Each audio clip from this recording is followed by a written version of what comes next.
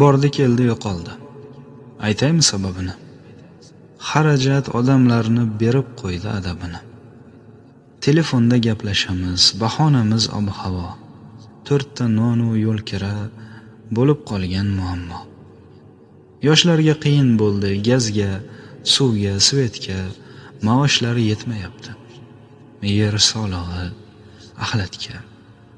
60-70 yillarga bir qaytaylik, bolalarga yoshligimiz, ertagini aytaylik.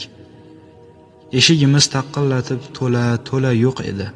Hamma ish bilan ovora, qornimiz ham to'q edi. Obkash degan narsaga chelaklarni ilardik. Quduqdan suv tashib kelib, idishni to'ldirardik.